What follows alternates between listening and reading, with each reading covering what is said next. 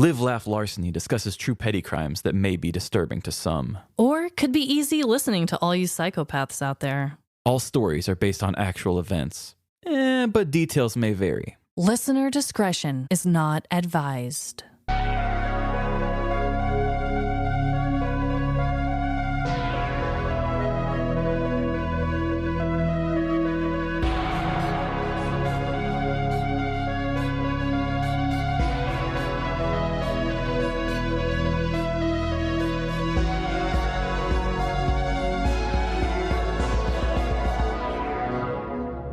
Live, Laugh. Larceny. Welcome to Live, Laugh, Larceny, being voted most likely to return in your prison graduating class. This is Trevin. And I'm Amanda. So, Trevin, tell us, what's dreadful about your week? Actually, it's not just my week. Uh-oh. It's my day. Oh, okay. So Emily and I decided to do a very nice thing, and we took my future nephew out to see the Spider-Man exhibit. Ooh, how was it? It was lovely, but I want to talk to all of my fellow non-parents out there. Okay. I think there's been this shift in the way we talk about having kids and stuff like that. Okay. The people like me, not people like you.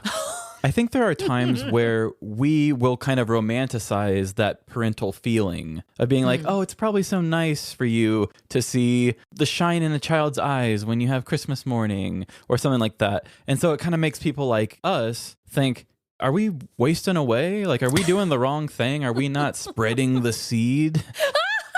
And I just want to say to all of you people out there that are like me, no. Don't get too caught up in that, because Emily and I took a kid to Union Station, and I'm going to tell you this. This has nothing to do with the kid. Okay. The kid was an angel. He was quiet. He never had a problem with anything.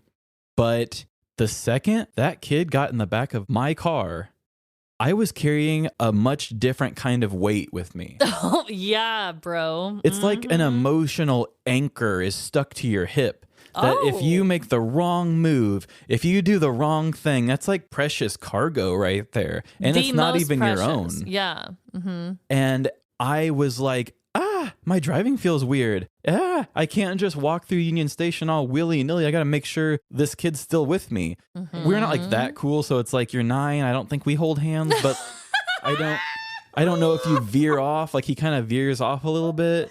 And so it's like, well, how do I wrangle you? Like, I was thinking about getting in a basketball stance and kind of just circle him in away from people. Oh, my God. I just didn't know what to do. Also, I got to say, I was telling myself, I need to take a kid to the Spider-Man thing because I'm an adult and Emily probably doesn't care that much about Spider-Man.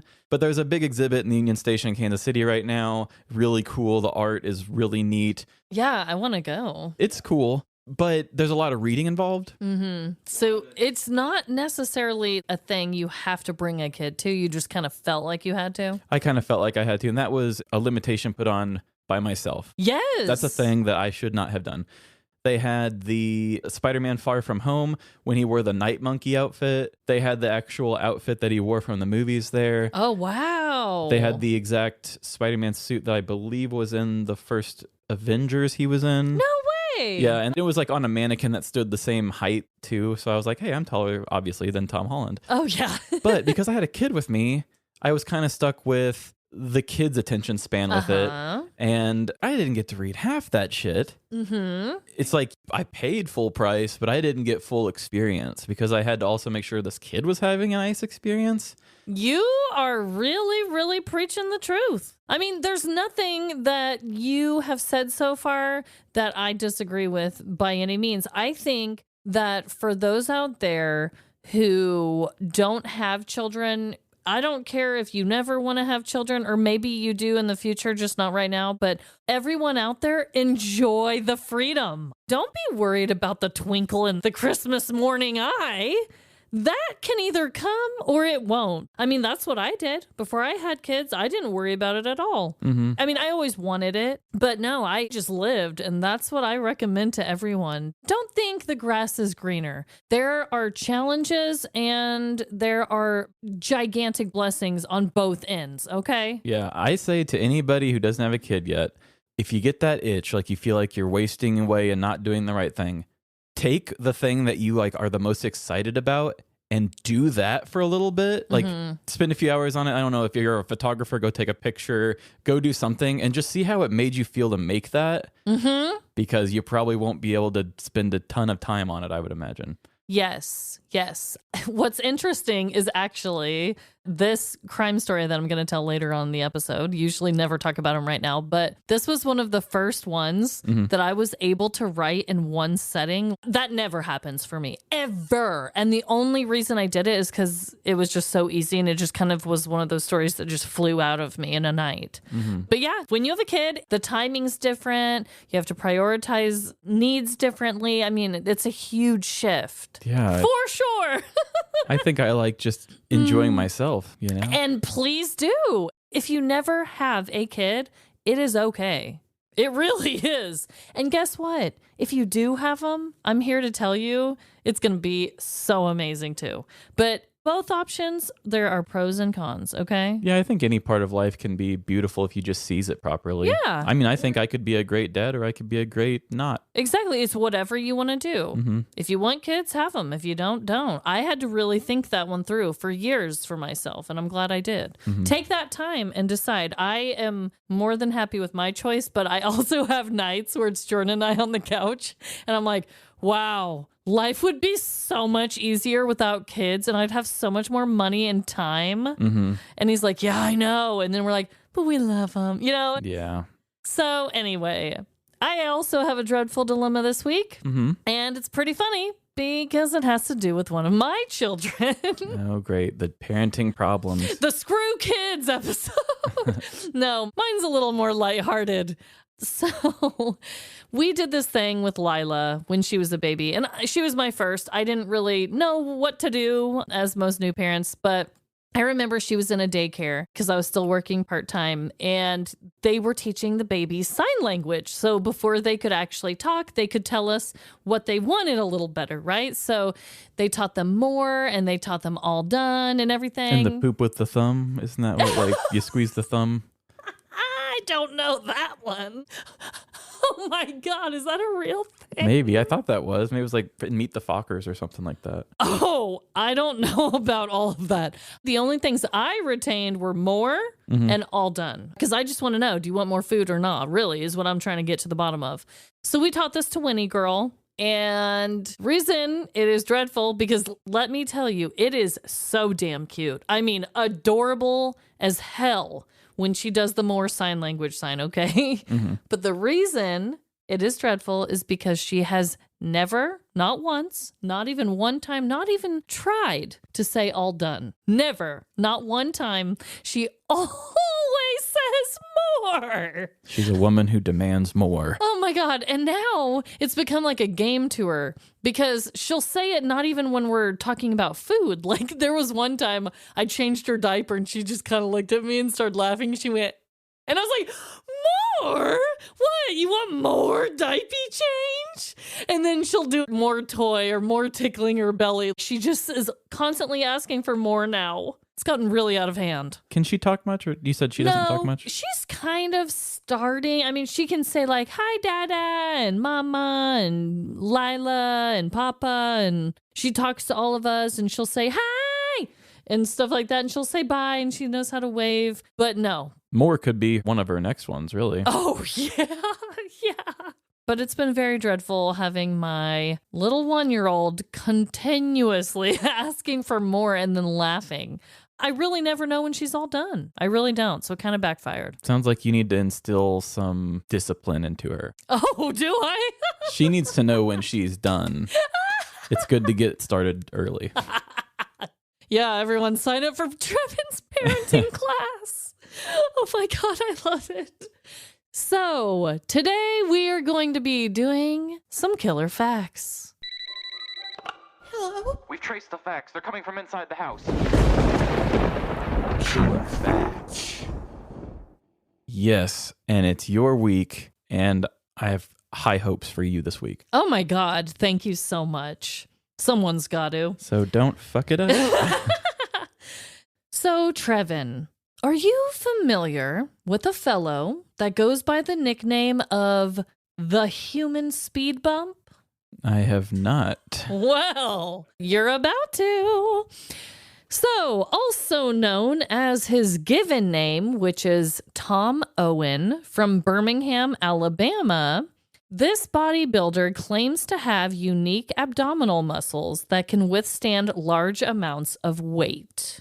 Still not ringing any bells? Yeah, okay. I think I've seen stuff on him. This next thing I'm about to say, I was wondering if you've heard of this. So, at the age of 63, he was featured on Stan Lee's Superhuman show. Okay. Did you ever watch that? I'm aware of it, but I never really watched okay. it. It was basically like a Marvel-branded Ripley's Believe It or Not. At the age of 63, he was on that show, which this morning I wanted a little more information, and I found the episode and had my daughter Lila watch this part with me. Oh, I thought you were going to say you had her watch it and take notes for you to follow. Okay, Lila, mommy needs a nap.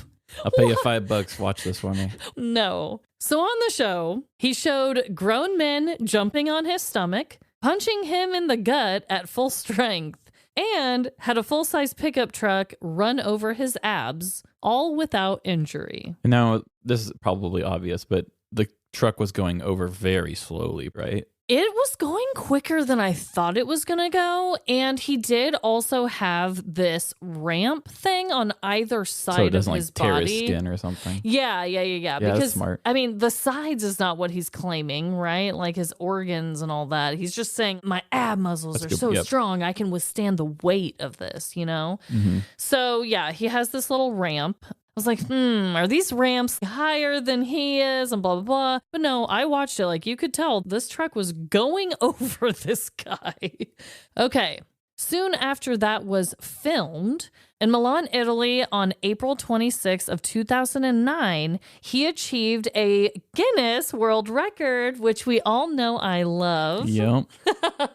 And it was for most vehicles to run over the stomach. Just like continuously? I guess that is the most specific thing ever, but I mean, I guess it kind of has to be. Yep. So ultimately, 9 pickup trucks ran over Tom, each weighing between 3,000 and 4,000 kilograms, or approximately 8,000 pounds. Yikes. God, he's got to have some sort of internal issues, right? You know how at the beginning I said he claims to have unique abdominal muscles and all of that? So in the Stan Lee's Superhuman show, and I wish that they would have gone more into depth. And honestly, there's not a lot of articles about this guy either. I only found a couple articles. Everything I wrote down, that was all in my own words, because I just got little tiny bits of facts about this guy. There was nothing really written about him. There wasn't like a Wikipedia page. There was nothing really. But in that show, he did point to his muscles and he was like, look, I have this extra weird muscle in the middle of my stomach. And I wish they would have had a doctor look at that part and like tell us if that was actually true. Because they had another scene in it where they had a doctor do this ab crunch test with him. And it wasn't that he was super strong with his crunching. It was just that his muscles were so thick. When he was able to blow air out or whatever he was doing, yeah, it was able to somehow create enough pressure. Weird. But I'm like, does he have an extra muscle up in there? Because it did show an outline of a really weird, skinny, long muscle in the middle of his stomach. And his belly button was super weird. That's just surprising that if that was in an episode of that, they would usually pan away to a doctor and be like, it's really interesting that he has a song. You know, I mean. That's what I'm saying. I'm like, is this just a theory? Can we look into this more? None of the articles talked about it. Like, what's going on? What if he was full of shit and they're just like, we don't want to embarrass him. Let's just let him tell people he has an extra muscle. Let's just, yeah. Like he just has a weird looking stomach. What are you going to do? Yeah, it makes him feel cooler. I mean, the more you have trucks run over your gut, the weirder it's going to look. Yeah, this is just swelling. Maybe. Well, I have a killer fact for you. Okay. And It has to do with a court case. Ooh. And I know we all love a good court drama. Yes. Have you ever heard of Nix versus Hedden? I don't think so. That's Hedden as in Hedden. It doesn't ring any bells. So a brief explanation would be that Nix v. Hedden was a Supreme Court decision that decided 9-0 that the tomato should be classified as a vegetable rather than a fruit. Whoa! When did this happen? 1893. Okay. So you ready to hear about this? Yes, I am. Tomato. Coming to you from npr.org. Trustworthy. Love it. In the 19th century, the U.S. Supreme Court faced a ridiculous question. Are tomatoes fruits or vegetables? At the time, the Port Authority of New York classified tomatoes as vegetables, which were subject to a 10% import tax. And this is why we have this. Oh. A fruit importer argued that tomatoes were fruits, which were not taxed. So he was wanting to bring in his tomatoes without being taxed. In the case, witnesses read from dictionaries. They read the definition for fruit, the definition for vegetable. These were read in court with the argument. It's like, now see here, I believe this is a fruit, and here's why. Oh my God. They also read the definition for the word tomato, the word pea, as in the little green peas, eggplant, cucumber, squash, and pepper. I guess those were also brought in question. They're like, hey, if we're going to question tomatoes, we need to bring squash into this too. You're not getting out of this squash. I don't really get it. Oh my God. In the Supreme Court decision, the justices distinguished between science and everyday life. The justices admitted that, botanically speaking, tomatoes were technically fruits. But in everyday life, they decided vegetables were things, quote, usually served at dinner, in, with, or after the soup, fish, or meats, and not like fruits, generally as desserts, end quote. Or at breakfast. Don't get it twisted. Yeah, that's true. But whoa, I never even thought of it like that. I've had fruit at dinner. I've had vegetables at breakfast, but I am also a weirdo, I guess. I'm a weirdo too, and I do have vegetables with breakfast. Yeah. So they said under customs law, Supreme Court ruled tomatoes counted as vegetables, even though scientifically speaking, fruit. But under everyday life, which isn't that just the most American thing you've ever heard of? That's the stupidest thing I've ever heard. It's like an alternative fact sort of thing. It's like, okay, we get it. Tomatoes are fruits, but daddy needs his money. Yeah, they're like, no, I kind of want that tax. And I'm here to say it too. I don't care what you want to say about science. I think a tomato should be a vegetable. So just let it be a vegetable across all boards instead of telling me the difference between scientific life and everyday life. They should be the same thing, don't you think? We could be talking about more than just a tomato right now, really. I know. You could go very deep, Trevin. It is interesting, though, because when you're re-looking up your information right there, I had that tomato trial, and then you're telling me basically there was a whole other tomato trial just to kind of classify it to see if it could be taxed. That's bonkers. Tomatoes have been on trial more times than we have. What was that meme back in or that wasn't a meme, that YouTube video back in the early 2000s, the leave Britney alone. Leave the tomatoes alone. That's what we need. Yeah, dude. Leave them alone. I mean, I think we're like 150 years too late. We're far too late, but don't get it twisted. Don't come for them ever again, okay? I think they've had enough. Well, you know what I can't get enough of, Trevin? Tomatoes. Ads. I would rather have an ad than a tomato. So. Love a good mystery that leaves you wanting more? Check out my podcast. Hi, I'm Kadra, the host of Perplexity, a mystery podcast. On my podcast, you can get everything from true crime to disappearances, to cults, to cryptids, psychological phenomenon, and of course, the paranormal and unexplained. I release new episodes every Thursday, and you can listen anywhere podcasts are available, or you can even watch on YouTube. Perplexity, a mystery podcast. Stories that will be sure to leave you perplexed.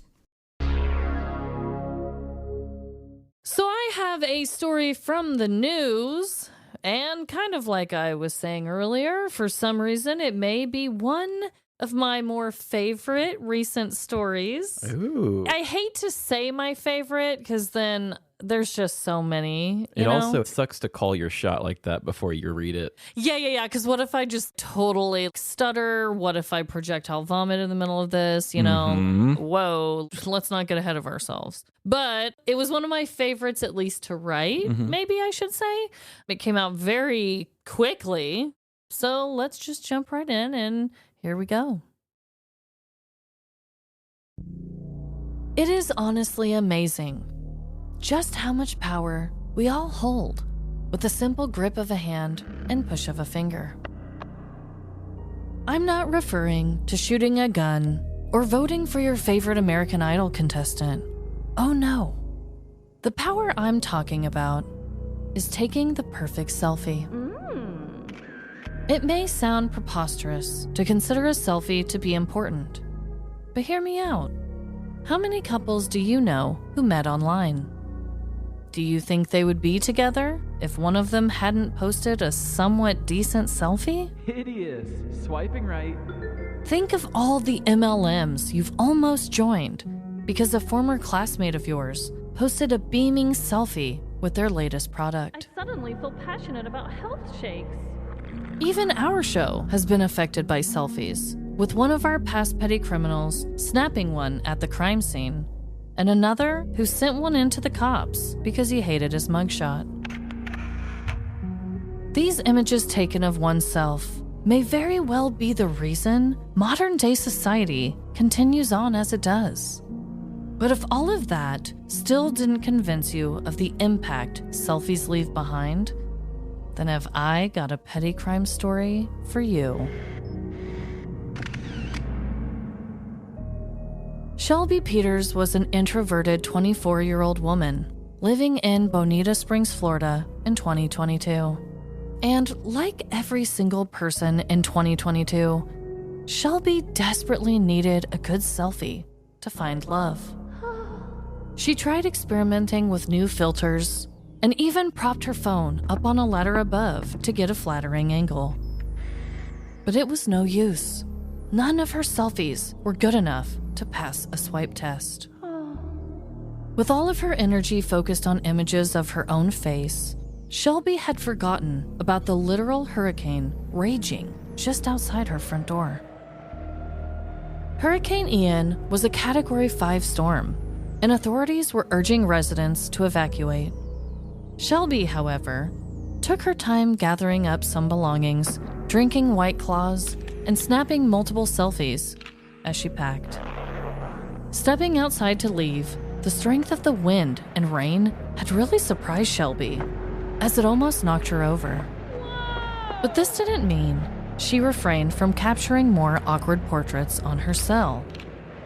This lighting sucks! Shelby screamed over the catastrophic winds. Defeated, she climbed inside her car and away from the stormy beach. Each stoplight became a photo op for Shelby, but no matter how far she drove, the images remained gloomy and depressing. She thought of all the fictional online lovers she would never meet without the right selfie, as she gripped the steering wheel and held back tears. But just when all hope was lost, the clouds parted, allowing the most pure beam of sunlight to peek through them. This was the most magical lighting she had ever seen. This was the lighting of a once-in-a-lifetime selfie. Determined on getting the shot, driving took a back seat in Shelby's mind. Eyes on her camera and hands off the wheel, she didn't see the checkpoint ahead, full of local deputies assisting with hurricane relief. Whizzing through the checkpoint at high speeds, Shelby ignored the screams of the almost hit officers. We're all gonna die! And continued to pose at her cell phone screen.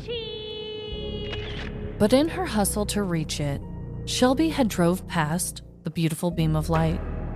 She slammed on her brakes, pulled a quick U-turn, and quickly made her way back towards the direction of the checkpoint. The deputies had just narrowly escaped death from Shelby's destructive driving when they noticed her vehicle rapidly approaching again. Holy shit, she's coming back! Surviving another close call with her car, one of the deputies got into his patrol car to apprehend the reckless driver. With sirens approaching, Shelby continued to drive erratically, slowing down, speeding up, and swerving out of her lane, only paying attention to capturing her face digitally. So hot. Once her driver's side was immersed in the heavenly glow, Shelby stopped her car and held up her phone in front of herself. She stopped her arm, holding it firm as she tilted her head to one side and took a single selfie. The moment wasn't savored, however, as she heard the deputy parking behind her, calling for backup and exiting his vehicle. Scrambling to look at her latest image before the officer approached her, Shelby clicked on the selfie to examine it. But to her horror, she realized that she had blinked. On Sunday, October 16th, 2022, Bonita Springs, Florida deputies established a checkpoint at Hickory Boulevard and Kings Coup to assist with Hurricane Ian relief efforts. However, things turned even more dangerous when local 24-year-old woman Shelby Peters sped through the hurricane checkpoint at 12:30 a.m. The sheriff's office stated that this move alone put the deputies' lives in danger before she made a U-turn and drove back through the checkpoint at high speeds a second time. A deputy then tried to pull Shelby over, but she continued to drive erratically. When she finally stopped, the deputy called for backup and witnessed her take a selfie before driving off yet again. The Jacksonville Sheriff's Office was also in the area, assisting with storm relief efforts at the time, and ultimately helped detain Shelby. She was later charged with 2 counts of fleeing and eluding, driving under the influence, and curfew violation. Sheriff Carmine Marcino was quoted saying, "This is yet another example of how teamwork led to putting a criminal behind bars where they belong. This woman's actions behind the wheel show that she truly has no regard for the safety of others." Now, do you believe the power of capturing the perfect selfie? I'm sure it doesn't seem like such an innocent pastime for egotistical people anymore, does it? There are real consequences with each and every photo we take of our own face, staring back at ourselves. Each click potentially causing another petty crime. So lock your phones and hide your face, because another average selfie just isn't worth the risk. I never risk an average selfie. Do you even take selfies, like, ever? Every once in a while, but not a whole lot. I don't like people to see me trying. Yeah. I think it's such a weird thing to see somebody in the act of taking a selfie. Really? What if they're in a group of people, though? Still weird Still for you? feels weird. Because I'm definitely that way. Oh, you're I'm shameless. Oh, I have such little amounts of shame in my game. I'll be like, okay, everyone, get together and pose for the scrapbook. Yeah, that's what you do. You herd everybody together and you just make it happen. The amount of pictures I've made you take for our Instagram page. Oh, yeah, for our show, for groups. I mean, even when we were just starting off being friends, you're like, oh, we had a great night. Everybody take a picture. I'm like, what? I know. Who cares? I know. I have the moment. I care, damn it. Honestly, I admire it about you. It's not a thing I hate. I wish I could. Shameless? I wish I could borrow a tad bit more of it, you know. Yeah. So what did you think of that, Trevin? Okay, so she really was doing the U-turn for better lighting, or did they actually ask her? I have zero idea what the heck was going on. Basically, all we know is exactly what the charges were and what the deputies say that she did. So basically, they were setting up, They had this little checkpoint. She came flying through. They saw her trying to take selfies. Okay, so like the whole selfie thing is completely true. Now the lighting, honestly, I'm trying to connect the dots for this girl. I don't know where her head was at. Yeah, it's so bizarre. It's hard to make a backstory that makes sense. It's so bizarre. And so she speeds through it. She does a U-turn. She speeds back through, almost hitting them. And doesn't even notice they're there. It's either she doesn't notice it. She did get DUI. I only briefly touched on the White Claw thing at the beginning. I don't know if that's what she was drinking. I wanted to throw that in there because that was part of her crime. And I guarantee that affected her driving and her decision making. But I don't know. This just felt like a more fun route to be like, she just got really drunk and just was kind of going crazy driving everywhere, you know? Yeah. So it's like she was capturing the lighting. I mean, the selfie thing alone is an easy thing to grab and pull into the story like that. Yes. So exactly what I said, the deputy said, where as soon as she pulled back away, one guy got in his patrol car, chased after her. She stopped briefly, took a selfie, drove off again. And then that's when the other guys that were in town had to get involved as well because they were helping with the relief of the hurricane and everything. So luckily they had extra people because they had to chase this selfie-taking woman all around. But eventually she pulled back over, stopped taking selfies, and stopped running from them, and she was charged with all of that.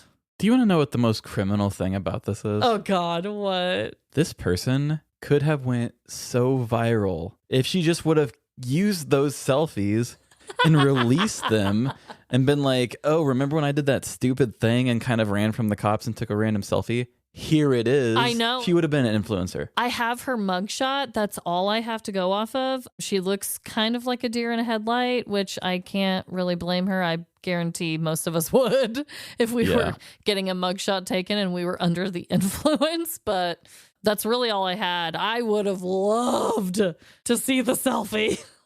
Like, was it worth it, girl? No, it was not. No. But yeah, I don't know what her motivation was. It was probably that she was just really drunk and maybe she got lost. Maybe she was trying to leave for the hurricane, but she was drinking, so she got confused and didn't see people.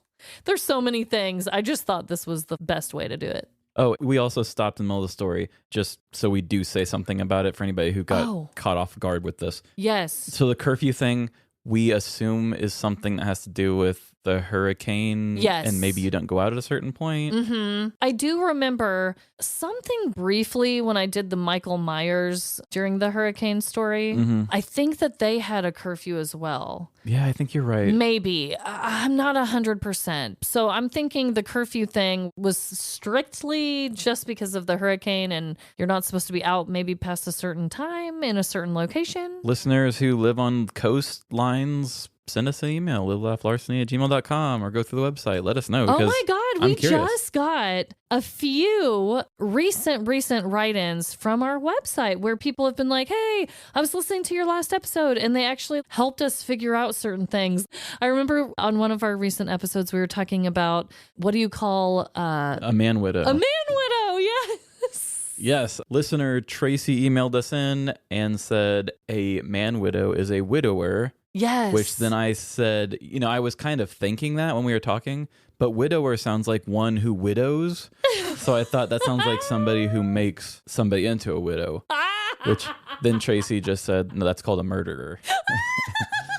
So I was going to actually call that out at the end of the show, but hey, we brought it up organically. Oh my God. Okay. I'm so glad. Yeah. So definitely that's another way to contact us. I'm glad to see that option is working. Mm-hmm. So yeah, keep on keeping on. The problem is the way our show works with the production, you might not get a response back from us in show for quite a while. Yes, that is to be expected. But we get there. So I will definitely share her mugshot on our Instagram post for the selfie queen herself in my story. But yeah, pretty ridiculous. I love it. Did it for the gram. Did it for the gram.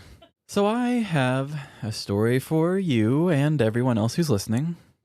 And I'm going to touch on a little bit about how we get information. Oh, God. So let's jump in and see if we can spot some things we don't trust. And here we go. Throughout history, we have been at the mercy of unreliable narrators. The text and information provided to us as fact is always skewed based on perspective and recollection.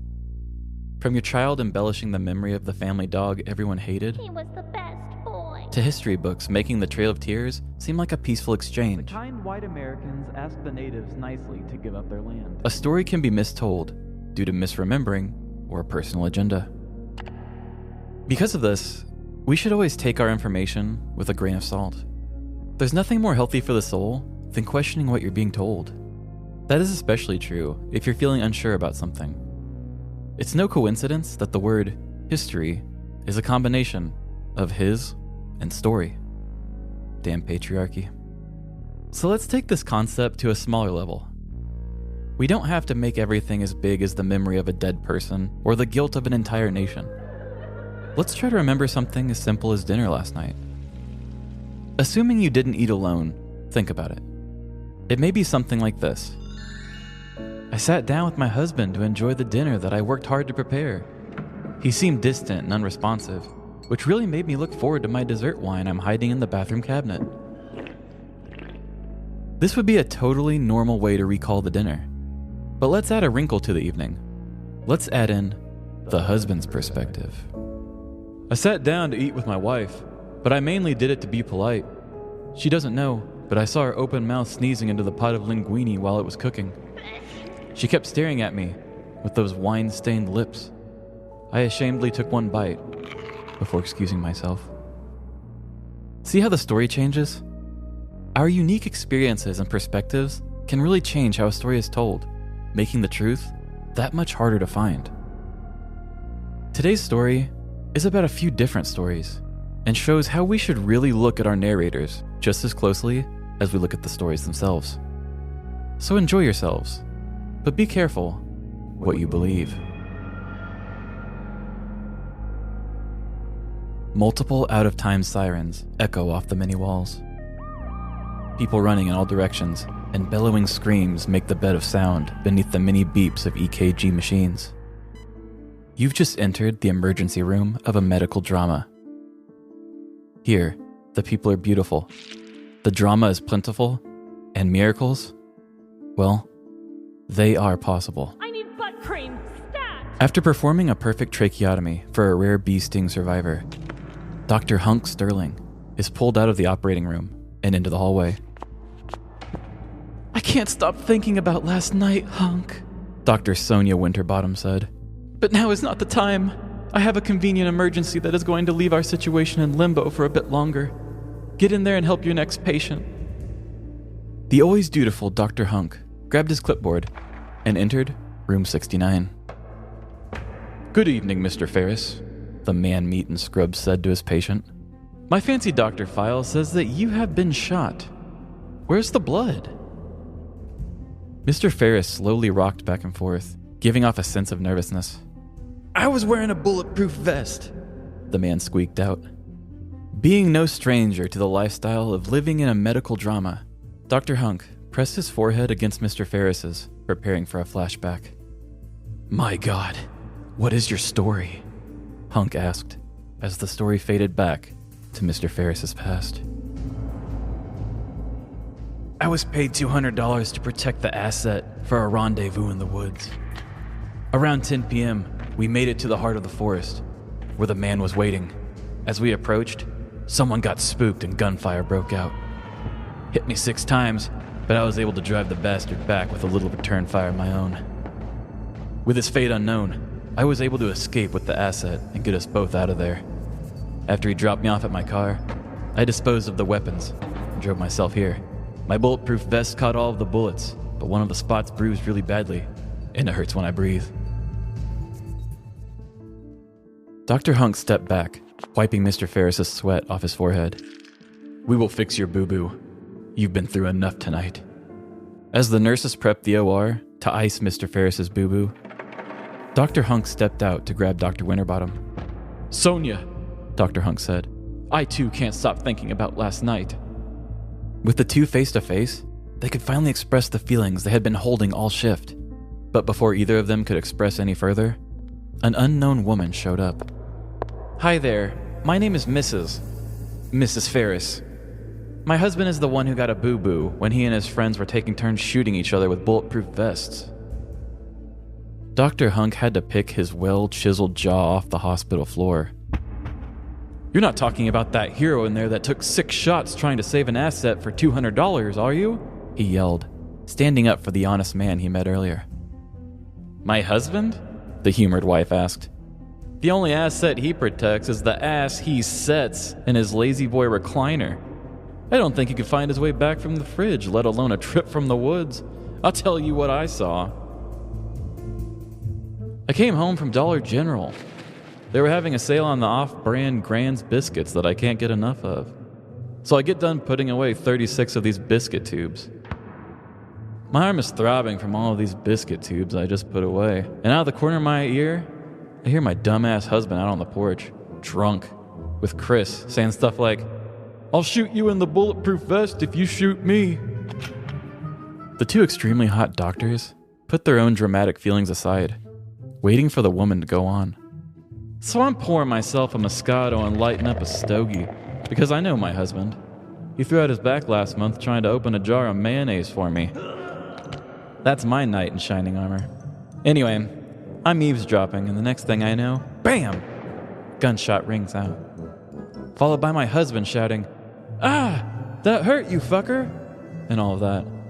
Well, being the petty little prick that he is, my husband cocks his pistol back and says, Have a taste of your own medicine, before firing off 5 shots into Chris's back. They both end up writhing in pain, hugging it out and having a few more beers. It was a pretty typical night. I only sent him up this way because he had been having some lingering pain in his chest. Dr. Hunk signaled Mrs. Ferris to follow him, as they both walked to her husband's room. As soon as the doctor and the wife entered, Mr. Ferris knew he had some explaining to do. Listen, Mr. Ferris, Dr. Hunk said. I'm the main character of this medical drama, and it's important that I know the ethical and moral dilemmas that all patients are going through, just as well as the medical. But not only do we heal bodies here, Mr. Ferris, we also heal souls. Mr. Ferris swallowed his pride and conceded to his wife. Everything she said is true. I'm not some kind of secret agent who charges extremely affordable prices. I'm just a drunk nobody. Dr. Hunk waved in the police officer who had been listening from the doorway.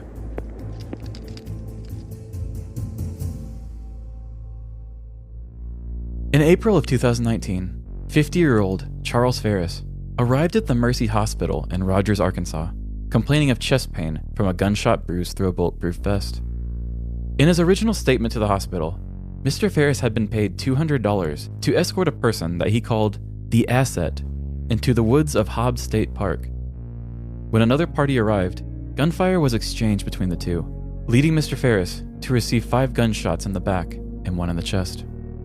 However, not long after the statement was taken, the man's wife had arrived at the hospital, stating that he and his friend had been drinking and shooting each other in bulletproof vests, debunking the state park asset mission. Charles Ferris and his friend, 36-year-old Christopher Hicks, were arrested in connection with aggravated assault, a Class D felony. The official statements and headlines read, Rogers men shoot each other while wearing bulletproof vests. They had become a viral meme and mascots to the redneck community. But in this strange case, the headlines and hype had completely overshadowed the truth.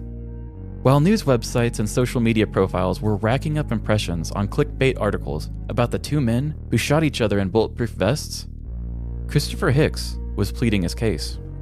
In Hicks's version of the story, Ferris had shot him in the back 5 times, but after Hicks refused to shoot his friend back, Ferris put the vest on and shot himself directly in the chest. Ferris eventually came forward and confirmed Chris's story, stating that he did, in fact, shoot Hicks in the back 5 times before shooting himself in the chest. In August of 2020, over 1 year after the arrest, Christopher Hicks had his case of aggravated assault dismissed. On a not-so-happy note, not only was Christopher Hicks wrongfully arrested for a crime he didn't commit, he was also a victim of excessive force on the initial booking. Due to the popularity of the crime and the knowledge that Mr. Ferris was a veteran, one of the Benton County jail deputies threw Christopher Hicks to the ground and broke his arm because he, quote, liked to shoot veterans. Although Hicks did get his charges dismissed, he does leave the whole ordeal with a disability he didn't have before. I could not find any information on whether Christopher Hicks sought out justice on the excessive force or not. As for 50-year-old Charles Ferris, he pleaded guilty to aggravated assault and possession of a firearm by a certain person. He was placed on 5 years state supervised probation and sentenced to 27 days in the Benton County Jail.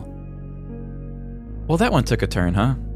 To this day, if you look this crime up, you'll still get mostly headlines about the two guys shooting at each other. For comedy's sake, it could have been easier for me to have stuck with that. But I'm a serious journalist. I love to take the low-hanging fruit, bad puns and dad jokes, but I never shy away from tackling a deeper emotional angle to a story. To me, this is a story about the lies we tell ourselves, and others, when it comes to our less than savory behavior. In initial interviews, Charles Ferris said he had lied about the $200 asset mission to save his friend Christopher from being brought into it.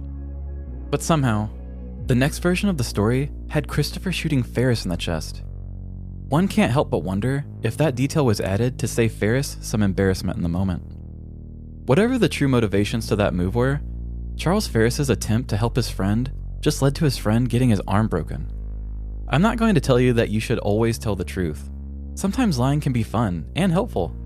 Feel free to tell the police that you're some kind of budget secret agent of the woods, but keep your tall tales to only things that make you look bad.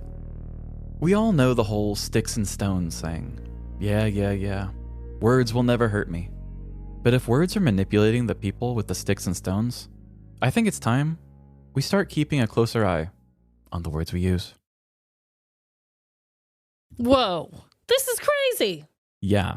From what I'm gathering, tell me if I'm onto this. So I almost had to draw a diagram to get this right in my head. Because there's so many lies. Yeah, so the original story was that him and his friend were on a mission. So what he said in his original story was, I was paid $200 to do like a secret mission. And like, $200. Did he ever say what the asset was? I think the asset was a person. Oh. That's how he explained it. It was a person being called the asset. Okay. So it seems like a Breaking Bad sort of thing. I think Mike would do like, oh, I'm going to follow this guy to this thing, make sure nothing happens. Right. And then we're going to leave. Okay. But apparently in his story, they met at a state park to do whatever, and things went haywire in the meeting, and then gunfire broke out like a Breaking Bad episode. Yeah. And he took 5 to the back and 1 to the chest, all wearing a bulletproof vest, so he's fine. They said the other ones didn't penetrate or do anything, but the one in the chest dented him pretty hard, and it bruised his chest, and it hurt when he would breathe. Yeah. So he goes to the hospital. And his friend does not. His friend does not. So when he goes to the hospital, he tells that story to say, this was me alone, my own mission. And they're like, what the fuck ever? Yeah. Probably. So then his wife shows up and says, my dumb, drunk husband. They're just one of those guys, which I think your husband's one of those too. If he had a bulletproof vest, he might have a little fun with it. Oh, God. So she says, these two drunk assholes, always doing stuff, always up to no good. Yeah. They were shooting at each other in them. And she had said that her husband had got annoyed and fired back because the first one had originally hurt. Okay. And that was inaccurate? Was that what she saw? She thought she saw? Or? I think she was just assuming. Okay. Yeah, because clearly that's not what happened. And then this dude basically like signs off on it. He's just like, yeah, that's true. Whatever. It's over. He's like, I just didn't want to bring my friend into it because I didn't want him to get in trouble. Which the weird thing is, if you would have just told the truth, this is one of those overcorrecting moves. Yeah. If you would have just told the true story of what really happened, he says, hey, we should take turns shooting each other. He's already got the gun. The friend puts on the bulletproof vest because he's like, yeah, I want to do it. He shoots his friend like 5 times in the back. And he's totally fine. They're at a good distance from each other. Totally fine. He had also said, people want to make this story and like people laugh at me all the time. But he was like, this dude was in the military and he was sharpshooter good. I'm not even afraid he was going to miss my bulletproof vest. Yeah.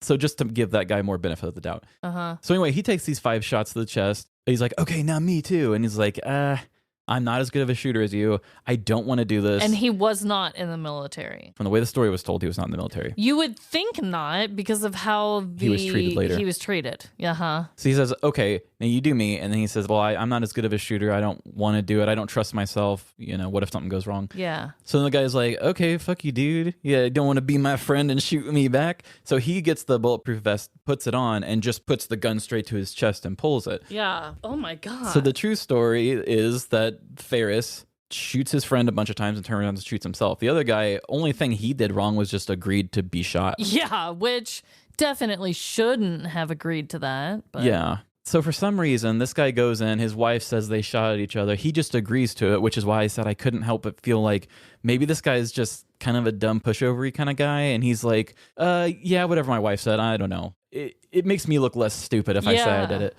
Because he said that he had a residual pain because he'd shot himself like at least the distance of your arm. You know? Like, my God, bulletproof vests are not supposed to be used for that. Right. So that's why he tried to not bring his friend into it. But then the story ends up being printed that his friend head did it, and then he gets arrested, and it takes over a year for him to not get punished for it. But there was still the initial arrest. And in the initial arrest is when somebody was like, you shot a veteran, you asshole. And then he breaks the dude's arm. It's like, God, dude. And they had said that they had broke his arm in a couple of places and his elbow was wired together or something like that. Oh, so he had said that he actually is a disabled person because of what has happened to his arm. Oh, that's horrible. And that's sad. And I know that we are the uplifting podcast, but it's like, I'm always going to be real about emotions and the actual weight of the situation. Oh, yeah. There's so many clickbait articles like, oh, two dumb people shooting at each other. The true story is just as interesting too.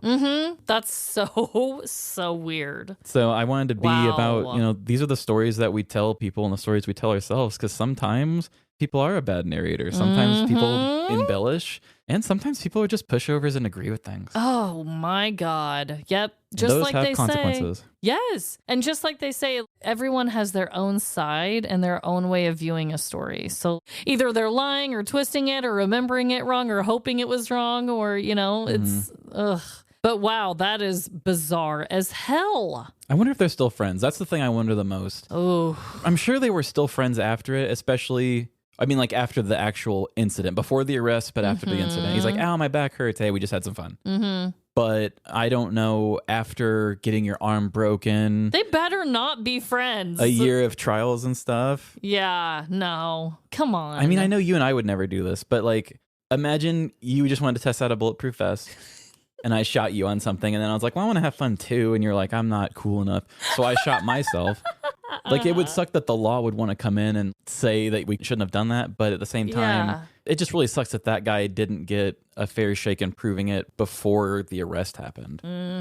They said that it took like a whole year to even get in front of a court for it. Oh, yeah. These things take forever. Yeah. God. The first story gets put in there quick, but then reversing it takes a while. Updates on a lot of these crimes. It takes time, even for the silly stuff, guys. There's a lot to deal with. Yes. Wow. Connections. Is this going to be the second week? Gosh dang it, guys. Well, this is another one of those where we need some help. Yes, please. I need a connection. I thought I had one, but my brain's just not there by the end of this recording. I know. I'm like, well, if you think of one, please let us know. And I just hope that everyone out there is having the best week. And remember, no matter the crime, big or small, in the end, we're all doomed. Doomed and no longer romanticizing those friends of ours that are parents. Bye. See ya. Thank you so much for listening. And make sure you tell more of your friends about our show. And don't be a human speed bump to our online growth. Follow us on social media, Instagram, Facebook, TikTok, or Threads. Live, laugh, Larceny.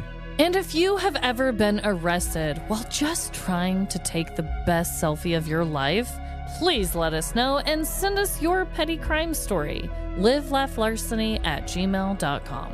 And rate our show the way that the Supreme Court should have ruled the tomato thing. Just call it as it is. We're a 5-star show. Give us your stars at Spotify, Apple Podcasts, or Good Pods.